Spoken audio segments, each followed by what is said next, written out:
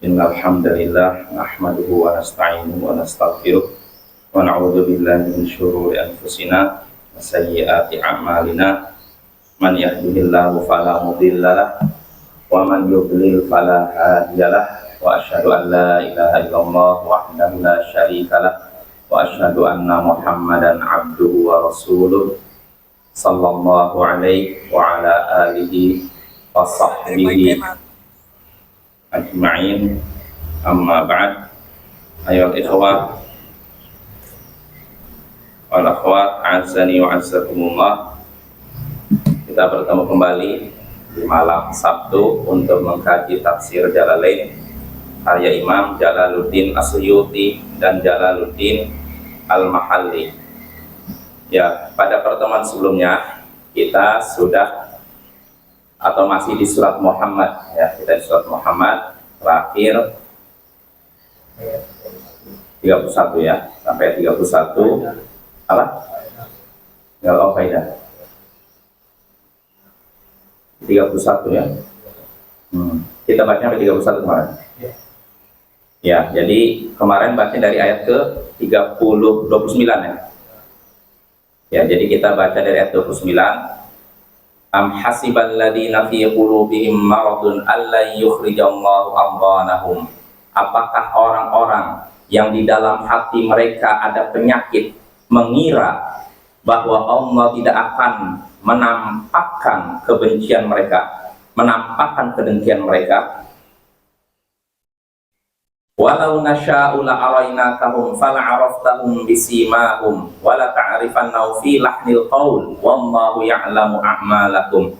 Kalau kami mau, niscaya kami tampakkan mereka kepadamu, lalu engkau pun mengenali mereka lewat tanda-tanda mereka, dan sungguh engkau akan mengenal mereka lewat kiasan perkataan mereka, dan Allah mengetahui amalan-amalan kalian. Wala nabluwannakum hatta na'lamal mujahidina minkum was-sabirina wa nabluwa akhbarahum. Sungguh kami akan menguji kalian hingga kami tahu mana yang berjihad di antara kalian dan mana yang bersabar, dan kami akan uji kabar-kabar kalian, keadaan-keadaan kalian. Ini ya, kita sampai sini ya. Jadi di sini Bapak, apakah orang-orang dalam hati mereka ada penyakit? Siapa maksudnya? Orang-orang munafik. Apakah orang-orang munafik mengira bahwa Allah tidak akan mengeluarkan, menampakkan kedengkian mereka? Kedengkian mereka pada siapa? Pada orang beriman, kepada Nabi ya. Nah, lalu berikutnya, kalau kami mau, kalau kami berkehendak, kami akan tampakkan mereka kepadamu, itu kepada nabinya, ditampakkan nih bulan ini munafik, sehingga akhirnya apa? Engkau pun mengenal, lalu engkau pun akan mengenal mereka lewat tanda-tanda mereka. Lalu Allah katakan wala ta'rifannahum fi lahnil qaul, dan engkau akan mengenali mereka lewat kiasan perkataan mereka. Dari ucapan-ucapan mereka, sesama mereka, nampak, oh obrolan mereka ternyata mereka ini benci kepada Islam. Wallahu ya'lamu a'malakum, dan Allah mengetahui amalan-amalan kalian. Lalu Allah katakan wala nabluwannakum hatta na'lamal mujahidina minkum was-sabirin. Sungguh kami akan menguji kalian hingga kami tahu orang-orang yang berjihad di antara kalian dan orang yang bersabar di antara kalian. Kami akan menguji kalian hingga kami tahu. Hingga kami tahu bukan berarti Allah sebelumnya tidak tahu, tapi maksudnya ilmu zuhur, kata Imam Al-Mahalli, maksudnya apa? Kami menguji kalian hingga tampaklah apa yang telah kami ketahui, siapa orang yang berjihad dan siapa yang tidak berjihad, siapa yang sabar, mana yang tidak sabar. Wa nabluwa akhbarakum, dan kami akan menguji keadaan-keadaan kalian. Maksudnya apa? Menguji keadaan kalian. Yang uji ini mana yang benar-benar taat, mana yang tidak. Nah, itu diuji. Nah, kita sampai situ ya. Nah, dari beberapa ayat ini kita bisa mengambil faidah, beberapa faidah. Pertama, orang-orang munafik adalah orang-orang yang memiliki penyakit di hati mereka. Penyakit apa? Nifak, syak, keraguan, dan kebimbangan. Nah, ini orang munafik. Dan mereka ini bimbang antara iman atau kafir. Kadang mereka dekat iman, kadang dekat kafir. Ini orang munafik begitu. Dan mereka itu selalu menyangka kalau ada ayat ditujukan pada mereka. Sebagaimana kita sudah bahas dalam surat Al-Munafiqun, yahsabuna kulla sayhatin alaihim. Allah katakan mereka mengira setiap teriakan itu ditujukan kepada mereka. Setiap ada orang mengira, ini berarti tujuan kepada kita nih. Ada ayat turun, dikira pada kita. Jadi mereka mengiranya itu semuanya ditujukan pada mereka. Ya, ini orang-orang munafik. Makanya hidup mereka tidak tenang. Setiap ada ayat turun, jangan-jangan membahas tentang kita, kata orang munafik. Jangan-jangan ini ayat ini berbicara tentang kita. Begitu terus. Makanya mereka hidup dalam keadaan was-was. Nah, ini orang munafik ya. Makanya keadaan mereka, orang munafik dengan orang kafir lebih sengsara orang munafik. Kalau orang kafir nggak peduli kan, nggak peduli ayat ini bicara tentang apa, nggak peduli. Tapi orang munafik kan tinggal di tengah-tengah ini. Mereka dengar turunnya wahyu, tahu turunnya wahyu ini kepada Nabi ayat ini. Makanya ketika turun ayat, mereka ngira, jangan-jangan ayat itu tujuan pada kita. Turun lagi ayat, jangan-jangan tujuan pada kita. Padahal nggak mesti kepada mereka. Tapi karena penyakit dalam hati mereka itulah, mereka menyangka setiap ayat ditujukan kepada mereka. Apa? Iya, karena mereka ini ragu terhadap firman Allah, Allah tambah lagi penyakit mereka. Nah, ini faedah pertama. Lalu faedah kedua, orang-orang munafik bisa dikenali dengan tanda-tanda mereka lewat perkataan mereka, kiasan perkataan mereka. Jadi Allah bongkar keadaan mereka lewat perkataan mereka. Dari obrolan mereka, pembicaraan mereka tentang Islam, nampak ini orang munafik karena mereka menampakkan kebencian kepada Islam. Makanya Bapak, orang munafik itu lebih berbahaya. Orang munafik lebih berbahaya daripada orang yang kafir asli atau 100% ya. Karena orang munafik itu dia fisiknya fisik muslim, tapi hatinya hati kafir ya. Mereka berbahaya. Nah, jadi kita bisa tahu orang munafik lewat perkataan mereka. Walaupun mereka mengaku muslim, tapi kok ucapannya menyerang Islam, menyerang Nabi, menyerang syariat Islam, menyerang Al-Quran, menyerang Sunnah. Dari sini kita tahu, ini orang munafik. Nah, itu tanda-tanda orang munafik bisa dikenali Bapak ya. Di zaman sekarang pun bisa kita kenali seperti apa ucapannya, kita bisa tahu. Lalu berikutnya, faedah berikutnya yang bisa kita petik dari ayat tadi, terutama ayat ke-31, yaitu hidup di dunia ini pasti ketika kita hidup di dunia ini pasti akan mendapatkan ujian. Pasti akan mendapatkan ujian. Selama kita hidup di dunia pasti dapat ujian. Sebagaimana Allah katakan sini, sungguh kami akan menguji kalian hingga kami tahu, hingga tampaklah mana yang berjihad di antara kalian dan mana yang tidak. Mana yang bersabar di antara kalian, mana yang tidak. Jadi hidup itu selama di dunia pasti ada ujian untuk membuktikan mana orang beriman sesungguhnya, mana yang pura-pura beriman. Kalau tidak ada ujian, kira-kira bagaimana? Nggak jelas kan mana orang beriman, mana yang munafik, ya tidak? Dengan ada ujian itulah baru nampak, ini ternyata saya kira dia orang beriman, tapi ternyata dia menampakkan kemunafikan dia. Setelah ada ujian Bapak ya, ada perintah jihad baru nampak mana orang munafik atau tidak Bapak. Kalau dalam kondisi damai nggak ketahuan. Semuanya sama-sama sholat, semuanya sama-sama pokoknya syariat Islam yang lahir mereka amalkan. Tapi ketika turun perintah yang terasa berat bagi orang munafik, barulah tampak, ini orang munafik. Mereka tidak ikut perang. Karena perang ini merupakan amalan yang memberatkan mereka. Nah, ketika turun perintah infak, ini juga baru nampak, ini orang munafik, mana yang tidak.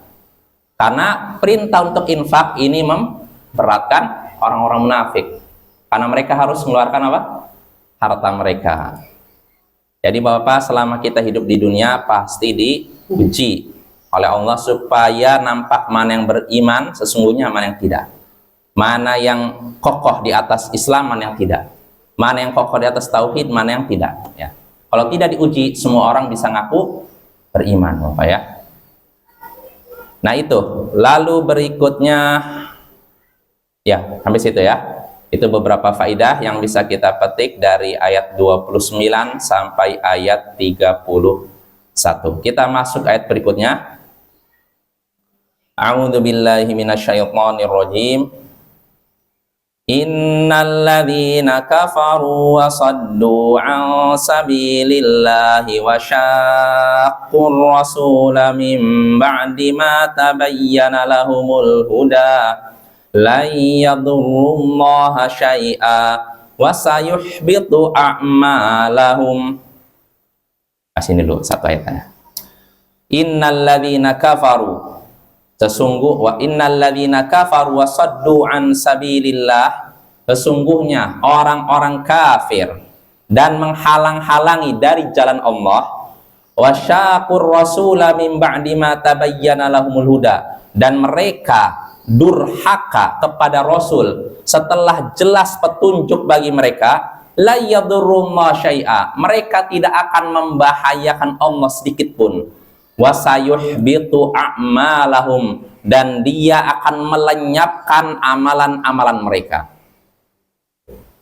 Sesungguhnya orang-orang kafir dan menghalangi manusia dari jalan Allah serta durhaka kepada Rasul setelah jelas petunjuk bagi mereka, mereka tidak akan membahayakan Allah sedikit pun, dan Allah akan melenyapkan amalan-amalan mereka. Nah ini terjemahan dari surat Muhammad ayat 32 ya. Kita bahas Bapak. Allah katakan di sini, innal ladzina kafaru, sesungguhnya orang-orang kafir, ini siapapun orang kafir ya, wasaddu an sabilillah, dan menghalang-halangi dari jalan Allah. Menghalang-halangi dari jalan Allah maksudnya apa? Menghalang-halangi dari Islam ya. Di sini kalau Imam Al-Mahali menyebutkan tariqil haq, menghalang-halangi dari jalan kebenaran. Apa jalan kebenaran? Islam, tauhid ya. Sesungguhnya orang-orang kafir dan menghalang-halangi manusia dari jalan kebenaran, lalu wasyakur rasul, dan mendurhakai Rasul, khalafu, yaitu menyalahi atau menyelisih Rasul, min ba'di ma tabayyana lahumul huda, setelah jelas bagi mereka petunjuk, la yadurrullaha syai'a, mereka tidak akan membahayakan Allah sedikit pun.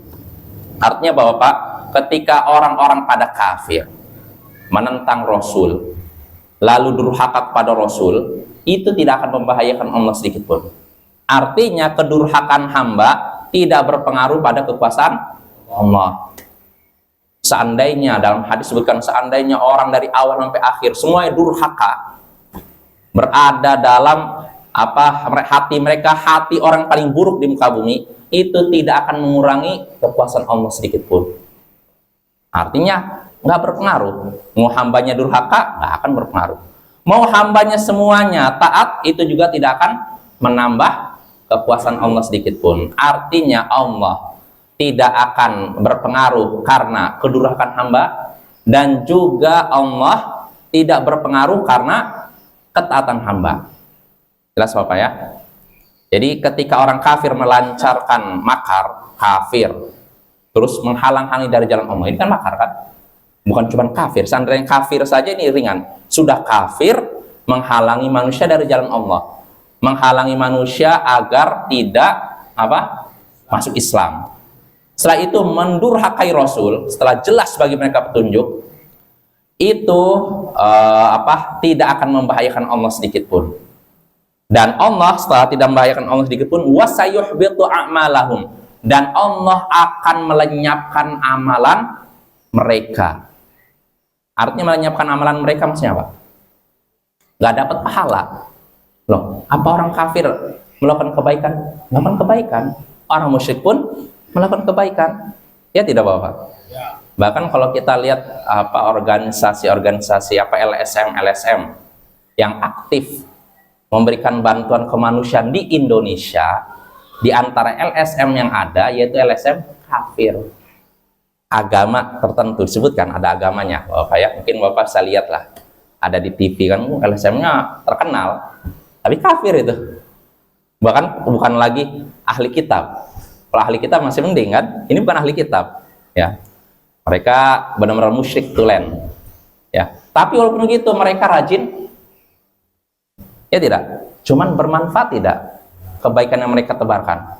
Gak ada manfaatnya. Cuma di dunia saja mereka dibalas oleh Allah, tapi di akhirat tidak dapat sama sekali. Allah kelak akan melenyapkan amalan mereka.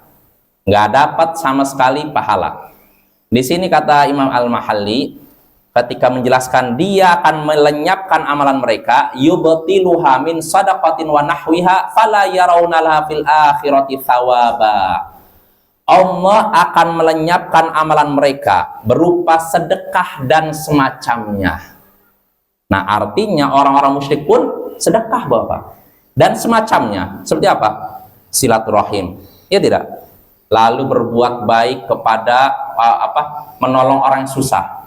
Ya tidak? Orang kafir kan? Allah akan lenyapkan semua itu sehingga akhirnya mereka tidak melihat balasan karena itu di akhirat nanti.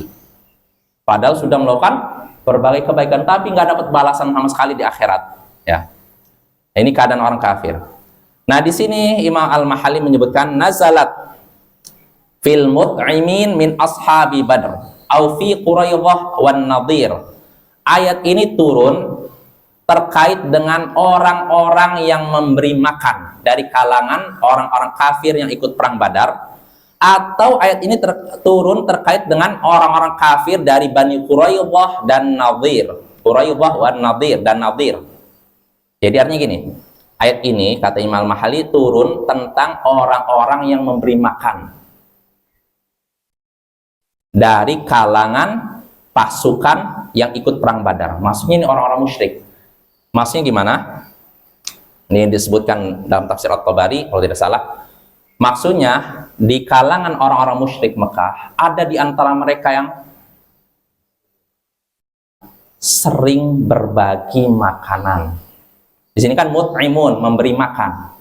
Maksudnya mereka sering berbagi makanan kepada orang-orang miskin di kota Mekah. Jelas Bapak ya? Jadi ayat ini kata Imam Al-Mahalli turun tentang orang-orang musyrik yang sering berbagi makanan kepada orang-orang miskin di orang miskin di kota Mekah. Nah, orang yang sering berbagi makanan ini mereka ikut perang Badar lalu meninggal. Nah, Allah katakan Allah akan melenyapkan amalan mereka. Amalan apa yang mereka lakukan? Bagi-bagi makanan. Mereka udah berbuat baik, bagi-bagi makanan kepada orang di Mekah, orang-orang miskin di Mekah, tapi Allah lenyapkan pahala amalan mereka. Mereka tidak akan dapat balasan itu di akhirat. Nah ini pendapat Imam Al-Mahalli disebutkan demikian. Lalu berikutnya kata Imam Al-Mahalli ini pertama terkait dengan orang-orang musyrik yang suka berbagi makanan di Mekah dan mereka ikut perang Badar, atau ayat ini turun tentang Bani Quraidah dan Bani Nadir. Siapa mereka ini? Orang-orang Yahudi. Jadi orang-orang Yahudi juga adalah orang-orang yang berbuat kebaikan juga Bapak ya. Terlepas dari keburukan mereka kan suka bunuh para nabi ya kan. Mereka ini sering mencela Allah, tapi mereka juga punya kebaikan ya. Jadi kita juga harus adil ya. Jadi ketika disebut Yahudi, memang mereka itu orang-orang yang banyak berbuat durhaka, tapi mereka juga punya kebaikan. Namun kebaikan mereka apa? Tidak dibalas oleh Allah di akhirat nanti. Jadi nggak ada balasannya, nggak ada ganjarannya. Kalau mereka berbuat baik di dunia, balasannya cuma di dunia. Kalau di akhirat tidak dapat apa-apa. Nah itu Bapak ya. Nah dari ayat ini kita bisa mengambil faidah. Di antaranya pertama, kekafiran seorang hamba atau kekafiran hamba-hamba atau semua manusia tidak akan membahayakan Allah sedikit pun. Sebagaimana Allah katakan tadi, la yadurullah syai'a. Mereka tidak akan membahayakan Allah sedikit pun. Siapa mereka ini? Orang yang kafir. Udah kafir apa? Menghalangi dari jalan Allah. Terus durhaka kepada Rasul. Nah, ketika mereka kafir, menghalang-halangi dari jalan Allah, durhaka kepada Rasul, ini kekafiran mereka, kedurhakaan mereka tidak membahayakan Allah sedikit pun, ya, nggak berpengaruh pada kekuasaan Allah. Itu faedah pertama. Lalu faedah kedua yang bisa kita petik dari ayat tadi, kekafiran akan menghilangkan pahala kebaikan. Kekafiran akan menghilangkan pahala kebaikan. Artinya ketika seorang hamba melakukan suatu amalan, suatu kebajikan, suatu perbuatan baik kemanusiaan misalkan, tatkala dia berbuat kekafiran, hilanglah seluruh kebaikan yang dia kumpulkan. Ya, sebagaimana Allah katakan tadi, niscaya dia akan melenyapkan amalan-amalan mereka. Jelas Bapak ya? Dua faedah yang bisa kita petik dari ayat 32. Nah, sekarang kita masuk ayat berikutnya. A'udzu billahi minasyaitonir rajim. Ya ayyuhalladzina amanu athi'ullaha wa athi'ur rasula wa la tubtilu a'malakum. Innalladzina kafaru wa saddu an sabilillahi thumma matu wa hum kuffarun falan yaghfirallahu lahum fala tahinu wa tad'u ila salmi wa antumul a'launa wallahu ma'akum wa lan yatirakum a'malakum. Innamal hayatud dunya la'ibu wa lahu wa in tu'minu wa tattaqu yu'tikum ujurakum wa la yas'alkum amwalakum yas'alkumuha fayuhfikum tabkhalu wa yukhrij adghanakum ha antum haula'i tud'auna litunfiqu fi sabilillahi faminkum man yabkhal wa man yabkhal fa innama yabkhalu an nafsihi wallahul ghaniyyu wa antumul fuqara wa in tatawallaw yastabdil qauman ghairakum tsumma la yakunu amsalakum. Ya, kita sampai akhir ini aja surat. Ya ayyuhalladzina amanu. Ya ayyuhalladzina amanu athi'ullaha wa athi'ur rasul. Hai orang-orang yang beriman, taatilah Allah dan taatilah Rasul, wala tubtilu a'malakum, dan jangan kalian membatalkan amalan-amalan kalian.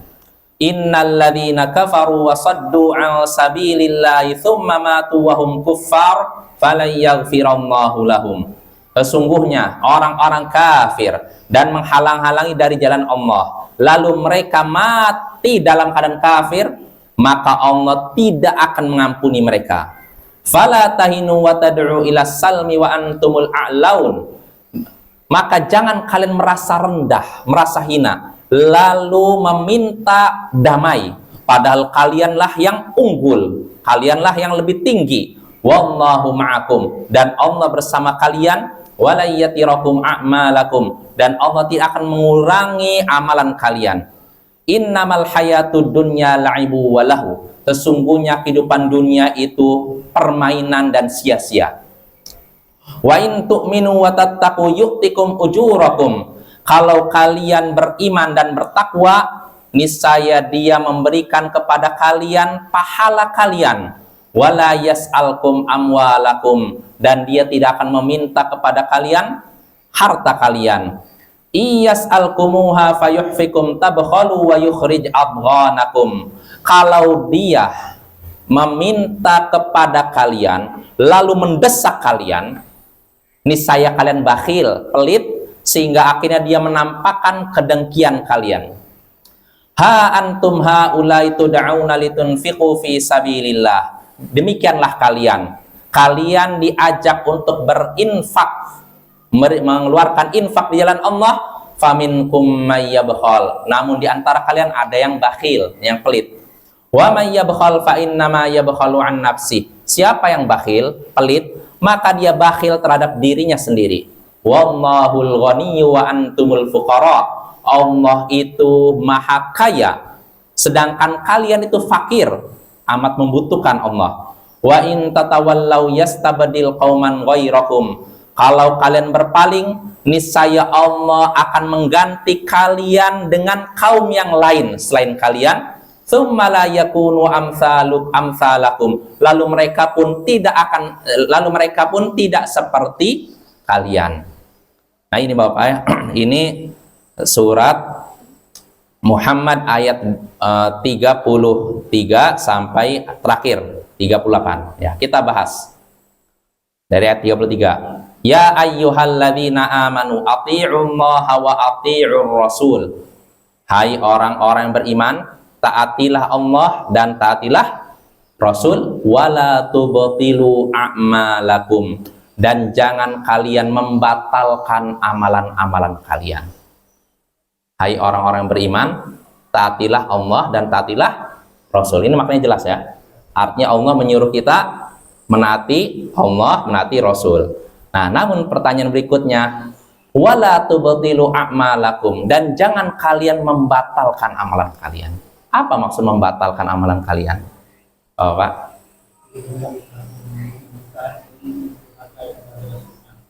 Mendurhakai Rasulnya, ya. Ada lagi pendapat lain? Murtad, ya. Ada lagi? Maksiat, ya. Ya, semuanya bisa masuk.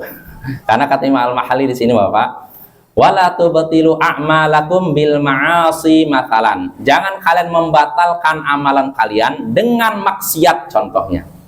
Artinya Bapak, maksiat ini bisa mengurangi atau membatalkan amalan kita. Bisa mengurangi atau membatalkan. Maksiat maksudnya dosa besar Bapak ya.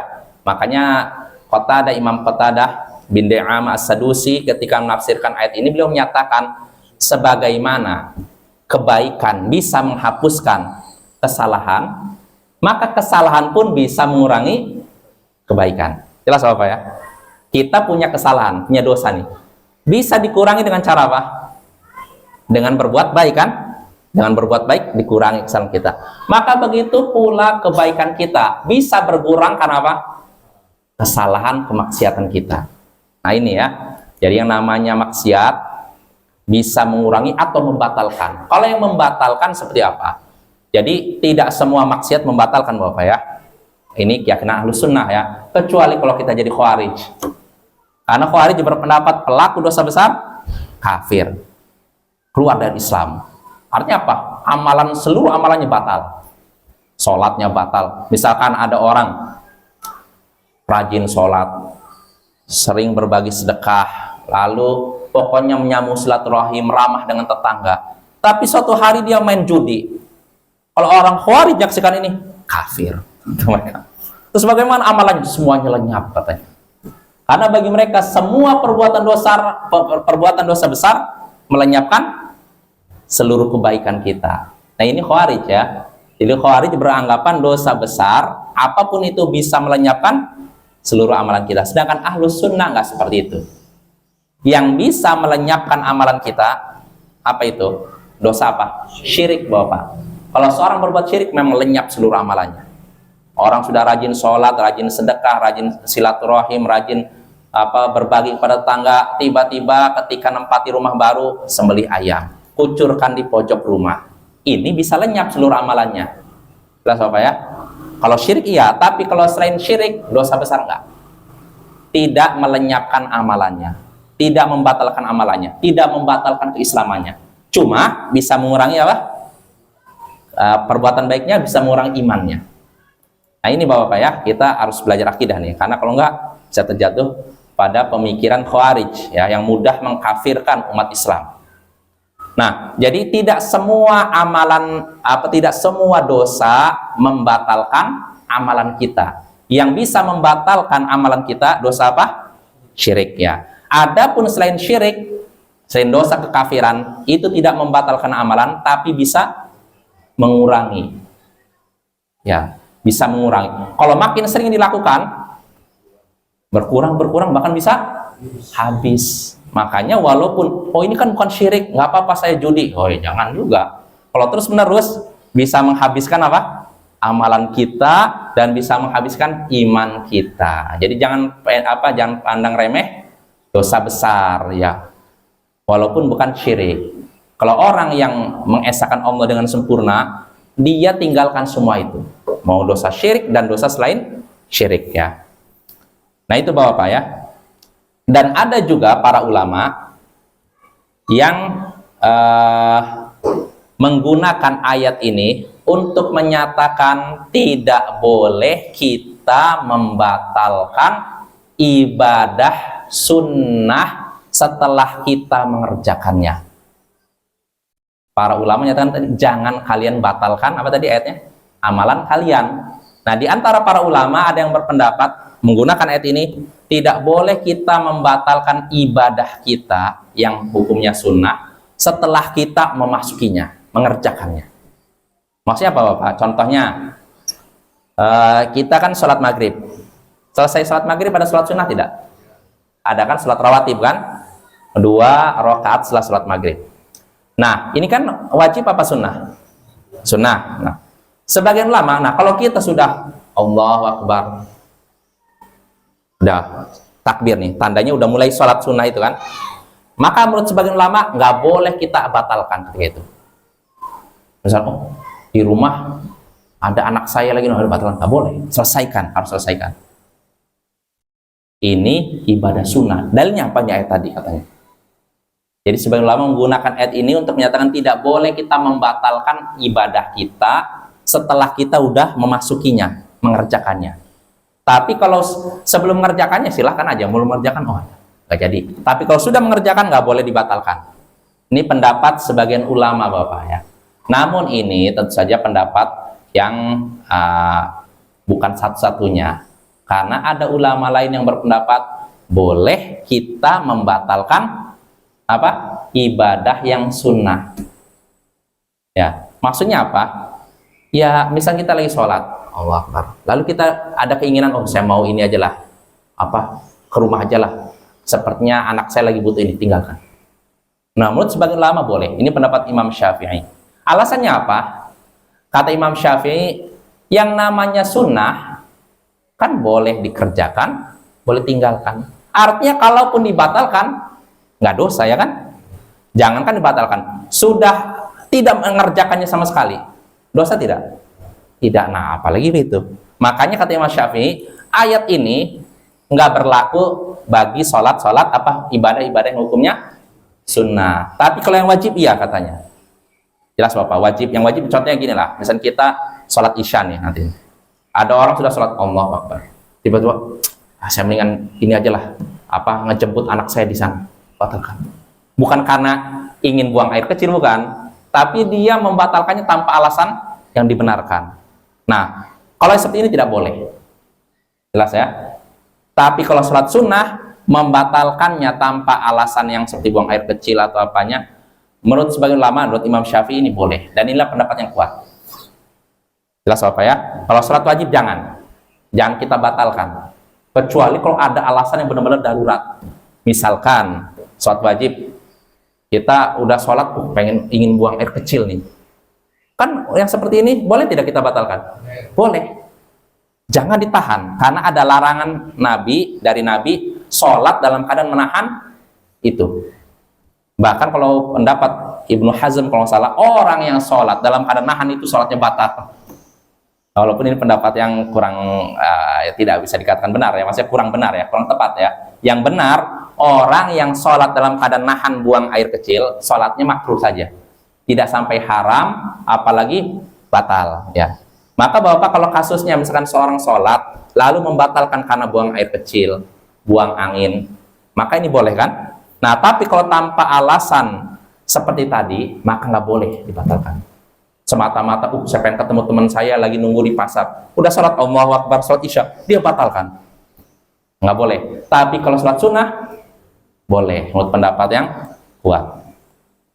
Jelas Bapak? Nah, itu sedikit faedah fikih terkait dengan ayat tadi. Ya, kita kembali lagi, jangan kalian batalkan amalan kalian yaitu dengan maksiat. Maksiat bisa mengurangi amalan kita, bahkan menghilangkan amalan kita. Maka jaga ya. Termasuk kata para ulama, ketika kita sudah menyelesaikan Ramadan.